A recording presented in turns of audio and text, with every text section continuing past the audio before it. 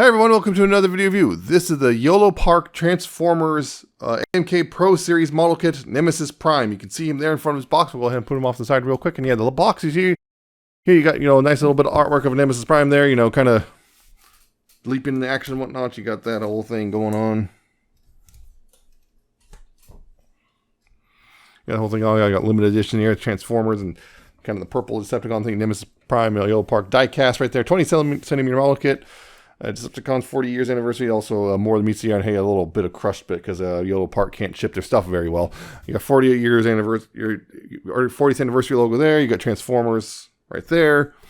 You got Nemesis Prime right there. On the bottom, you have Transformers in purple, and in the back, you have look the whole thing about in Chinese and English about some of the details about this stuff, including some directions and whatnot, and also warnings made in China, and not for ages under 3 and blah blah blah, and also hey, it's assembled and there's stuff that comes with it. Also, this is a bit of a weird slip cover. You can see there's a weird thing down here, like a bit of the box sticks out. And pulling this off, if I can get a grip on it, there we go. Can grip on it, you can kind of see kind of a more look, more Nemesis Prime. You get kind of a more silver thing going on with a little purple Decepticon logo. Kind of continues on this side, and this side too, hey, more kind of reflective stuff, and same thing as before. And then on top, it's just a Decepticon logo, and on the back, hey, look, you have this kind of a blueprint thing going on. So there you go. That's the box. Again, crushed because Yolopark can't ship their things or crap. In the box, you also have this little manual, which kind of also looks like the whole comic book thing. It's a very straightforward, shows you how to put it together, although it skips over a lot of it, but also at the same time, you really shouldn't need too much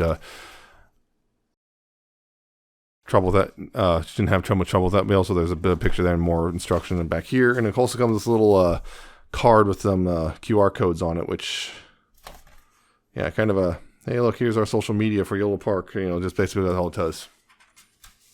And it also tells you how to get, after sales service, just in case there's a problem with your figure. So, yeah. The Yolopark Nemesis Prime here. Yes, this is a, supposed to be a convention exclusive repaint of their Optimus Prime, which came out a little bit ago. Apparently it's not so exclusive. Yeah, so it is a model kit, although I see they say that in the most generous way possible, because it's almost like they took a Build-A-Figure and just kind of put it in its own box, if anything, because it's not particularly difficult to put together. Heck, yes, hopefully if everything's going right, you'll be seeing the B footage where, I put the figure together right about now. And you can see it's laid out in the tray that, it's not particularly difficult to figure out how to put it together, even without the instructions. So yeah, it takes maybe less than 10 minutes to put it together total, and that's only if you're kind of taking your time, making sure it all gets on camera. But yeah, overall, it's pretty straightforward and easy to put together. And yeah, in the end, you come out with, this guy, this nice little Nemesis Prime right here. Well, I say little, but he's not that little. Overall, you can see detailing-wise. Getting close, you can see, of course, there's his head. Nice black and silver face. Got the Decepticon logo on his shoulders. Got the red windows, the green picked out. Kind of weird shade of green. It's kind of not the one I would prefer. You'll see in a minute what I mean with the comparisons, but yeah, you got some battle damage detailing going on throughout. You got little bits of flecks of silver here and there, and little bits of dirt and grime here and there, which is cool. Got the green here, which is again not quite the right shade of green in my opinion. Kind of silver, silver right there. You got the black and gray, more gray and black. Yeah, lots of grays and blacks and silvers and whatnot, huh? His backpack and everything all cleans up real nice because this is not a transformer in the slightest. This is not a transforming transformer. So yeah, overall, pretty darn good looking. A couple of the joints are weirdly stiff on mine too. Basically it's that good old thing, one leg's a lot stiffer than the other, and so one leg will move really easy, the other one doesn't want to move, and he signs and wants to stand crooked because of that, so that's always fun. Yeah, so generally, he's pretty good looking. Posability wise, you got lots of posability. They got the lead head, and on the ball joints you get left and right, you got up and down. Oop. I'll talk about that in a little bit. What's under there in a little bit. You got up and down, you got all sorts of waggle. There's also a platform. The platform it's on also will move forward and back as well. Shoulders do a full rotation there. You got outward right there. There is a butterfly joint as well. Nice little dedicated butterfly joint. You do have a bicep swivel right there. There's a double jointed elbow, so you can do a full curl. Hands are kind of weird looking, but that also allows them to be more posable. They do swivel. They can move forward and around because they're ball jointed. The fingers can open and close right there. They're all based on a base hinge and also another hinge right there. There's also basically just the pointer finger separate and all the other fingers are fused together. The thumb itself is on a ball joint, so you got with a good cut in it, so you got a lot of movement there. Right here in the torso, you do have this joint right there, mid-torso. And also that can move forward and back as well. There's a bit of wiggle right there, although it kind of catches if you're not careful. There's also an ab crunch right here. Not a whole lot. At least not right there, but you know, put in conjunction with the other joint and you got a pretty decent bend. There's a swivel right there at the waist. Hips, of course, you got, you know, the hip skirts can get out of the way. They're on ball joints, so you got forward that much and outward you have that much. And back, well, there's no, this gets out of the way too, and that goes back that far. There's also a hinge right here to bring the leg down further. You can see which, you know, lets you get further high up and I guess further back in a way, and doesn't really let you, it can get you a little bit more outward, but not a whole lot more outward. There's that right there, thigh swivel right there. Largely impeded. Knees are double jointed, so you got that much range. And down here at the feet, the ankles are kind of limited due to the sculpting. Unfortunately, the sculpting kind of limits the ankle pivots, about the ankle tilts about that much. You can pivot it forward a little bit as well. About that much. Not really back very much. There is a toe joint though. So yeah. Good poseability. I will also point out on one of the toes on mine. This is one thing that's been problem plaguing the Optimus, or at least initially. They kind of fixed it, but the problem was the toes had a tendency to kind of sit like that. Like they were like connected wrong. This alleviates it a little bit, but you can see the toes are still kind of floating. You can see, yeah. I'm pushing on the toe right now. You can see them moving forward. So they did kind of fix it. It's not as, I would say it's not as egregious as the Optimus, but it's still kind of there. The other thing is, this toe in particular, it's not the plastic, it's the toe itself. This is die-cast, by the way. This toe is die-cast. This chest piece, I believe, there's die-cast here. And I think that's about it. I think also the thighs are die-cast as well. But yeah, there's not really a ton of die-cast, but there's a bit. But yeah, these toes right here. This one right here. This one went on just fine. Because you see, it's just a simple... Actually, I'm going to have to pull this one off. Because that one's now on tight for reasons. So it's just a simple, like, two like plastic pegs. These are kind of that weird softer plastic or whatever. Yeah, there's just two pegs that go in these holes in the toe, right? On this one, there was some slight misalignment, so this little plate at the back was basically butting up against the edge of the toe, so it couldn't seat all the way. And I was like, okay, is it the toe? Is it the toe? Maybe I got them backwards, so I swapped the toes around. Nope, the toe would also just butt up against the plastic. So it's not the plastic; it's actually the toe. Something about this toe is slightly, or at least on mine, was slightly manufactured slightly incorrectly. So it wouldn't seat all the way. So I actually wound up on this foot, I had to cut away some of the plastic on the plate there, so it would snug in and fit snugly, which it's fine. And now it's a little so snug it's difficult to remove the toe, which isn't a problem. I shouldn't need to remove it and take it apart anytime soon, but it is kind of interesting that's the case. So yeah, there you go. The other thing is you can probably notice his eyes look a little dead, and that's because, hey, guess what? He's got a light up fixture. You might have saw that. Yeah, so what you have to do is you have to take this off. You have to take this back plate off and the side of the head off. And I'm not going to do that because they'll all fall apart. And in there's a little battery thing. Make sure to put it in properly. You can see right there. Like that. It is a CR927 battery, and there's little LEDs. Make sure to line them up with the eyes, because there's two LEDs. You might line them up with the eyes, and of course, to turn it on, there's a little magnet in the stock of the gun. You push that against the forehead, and hey, his eyes light up. Nice blazing red. So that's pretty cool. And of course, you press it again, and hey, look, now they're blinking. And press it again, and now they pulse very slowly. Kind of what they call breathing. There's a little bit of flutter there too. And then push it again one more time, and they'll shut off. And of course, the gun can also go in his hand. It has a tab slot thing, just like the Masterpiece. So what you do there is, there's a slot there, tab on this gun handle. You just kind of slot it in. And it goes in pretty securely. It's actually a fairly secure grip. And, he just holds it pretty easily. Really secure grip.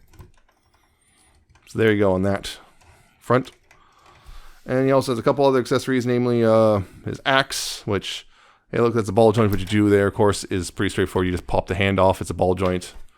And you pop this on. I wish this maybe, since this is translucent plastic, maybe this had a little battery in it too, but it is not. So whatever. It's not a huge deal. There's that accessory. And of course, inside you can probably see it as is. I'm going to pop this out of his hand real quick so I can put this back in and pop this out of his hand too. Inside here, you open this up. Kind of have to open it both at the same time. And hey, look, there's a matrix. It is in there pretty good, by the way. Yeah, I have to kind of use a tool to get it out. I kind of use a tool to get this thing out, but even then, it's a bit of a pain. It's in there good. There we go. Come on. Yeah. Yeah, it's a matrix. You can see it is, got the red jewel, which is pretty cool. The silver, gold. And on this side, you can kind of see it's a little bit different. But yeah, that's always pegs in real easily. Yeah, it goes in there pretty securely. This is also plastic. Can he hold it pretty well? I forgot to actually test this out before. You can kind of hold it, it's the good old, he has to use one finger. It's the good old, the classic, he kind of has to use one finger to hold it kind of thing, but you can kind of hold it, maybe. But again, it's that thing of just simply, these do not hold, once again, a figure that can't hold its matrix particularly well. You can kind of get it wrapped in there, and yeah, and you can do that with both hands if you want, so you can get in there, but, it's a kind of a pain in the butt, and I just kind of leave it there. I wish there was also a light right there, maybe, but, beggars can't be choosers. Yeah, just kind of put that back in like that, and there you go.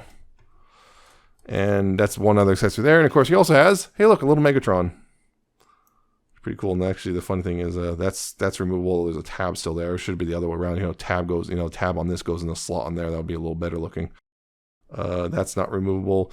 The stock has to be removed because otherwise the little stock here, if you don't remove it, he cannot hold it. And there's no tab or anything on here, but the problem is the way this is shaped and everything, and his hand is shaped and everything. Unfortunately, the stock cannot stay in the hand or on the gun. Can you see?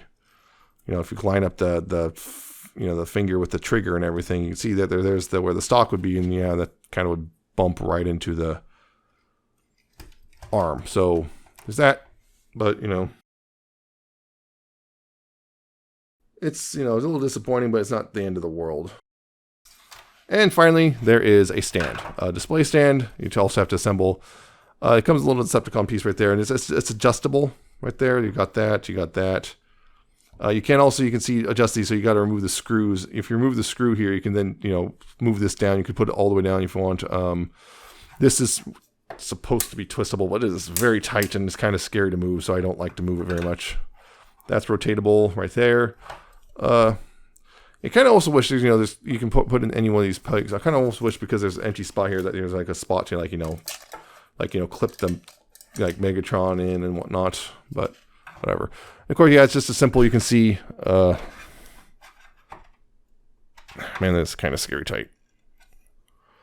Yeah, this is just a simple clip, so, just kind of goes around his waist. This is supposed to go around his waist, then just kind of clip on, kind of hold him in place. Again, it doesn't do the greatest job, particularly for a floating pose, honestly, particularly because of the weight. It doesn't do the greatest job for a floating pose or whatever, but, it's okay. This is why I definitely would adjust the stand a bit to make it a little shorter, so it actually stands properly for him. But yeah, there's the stand. It's not a great stand, and I don't really care for it. And he stands just fine without it, so it's not really a huge deal. That's only for if you want to really put him in a flying pose of some sort. But yeah, even then, the stand itself feels so loose enough that it doesn't really support the weight of this guy, because this guy's got a decent amount of weight, but not a whole lot, mostly because bits of diecast. So there you go. Now, as for some comparisons, because can he fit in your collection? Well, probably not, considering... Where'd he go? All right. Here's the War for Cybertron Nemesis Prime. Just to give you an idea here. Yeah, too big for Generations. And speaking of Generations, I didn't know Nemesis Prime here yet, but at this point. But here's recent Studio Series 86 Optimus, just to give you an idea. Just again, yeah, still, even with the newfound size of him, still too big for Generations. And also... here's Masterpiece Nemesis Prime. Yeah, you can see he is way too small for Masterpiece scale. So, yeah, he's kind of like his own thing. Yeah, so he's too small for Masterpiece. He's too big for Generations. So he's kind of, yeah, the Yolopark figures are just kind of their own thing. So pretty much, yeah, if you're buying the Yolopark figures, you're scaling with the other Yolopark AMK Pro series figures. Because they also do the smaller ones and whatnot. So, yeah. As a whole, it's pretty cool, actually. I think it's a pretty cool little figure. It's pretty quick to build. The only thing is, yeah, the toes are still kind of iffy. They're not as bad as some of the early releases of the Optimus, but they're still kind of iffy. Building them is pretty quick. The stand is kind of useless in my opinion, at least as is out of the box, and also some parts are too tight and some parts are too loose. You've got, only a handful of accessories, but honestly, he doesn't really need a whole lot. Ankle articulation is a little limited thanks to design. I wish, if anything, they've maybe just added a hinge here, like to the inside of the leg, so he could, ankle could tilt a little more. But beyond that, he's pretty cool. He's just a very solid action figure in this whole. And also the next thing is his price is not bad either. He's $50, which is, he's good size. You get a bit of die cast. He's got, $50 not bad. And on top of that, as of recording anyway, even though he's supposedly a limited release and he came out early in the first of the month of September, he's still available for order. $50 plus shipping. It only cost me like 60 some odd dollars to get him total, and with the shipping and everything from China.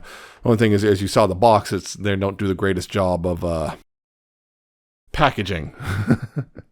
But other than that, he's a solid figure, and if you don't mind a non-transforming Transformer figure, I think he's worth it. Especially if you like Nemesis Prime. Of course, the Megatron and Optimus are still both widely available. Oh yeah, I almost forgot. Yeah, I mentioned we got the other thing, which is, as you see from the Masterpiece, the different shades. This is the teal that he's supposed to be, and that's the green that he is. And I wish that was this. I wish this matched this better, but it's not the worst. It doesn't look bad or anything. It's just kind of a little bit of disappointment. They kind of goofed up on this right here. So, but beyond that, yeah, he's actually a pretty good figure. And if you're like if you're kind of okay with non-transforming Transformers figures, this is a good buy. Or the other, as far as I know, that by extension of the Optimus would be. I don't know about the Megatron, but if the Megatron's is good quality, it's not a bad purchase either. So yeah, if you're interested, go ahead and pick him up. He's still available at this point, and it doesn't seem like it's going to be changing anytime soon. So yeah, he's a good one overall. So there you go. So that's it for this review. I hope you found it informative and entertaining. Hope you like, comment, subscribe. Check out my social media. It's down in the description and in the end of the video. Check out my Coffee and my Patreon, and I shall see you next time with another video review.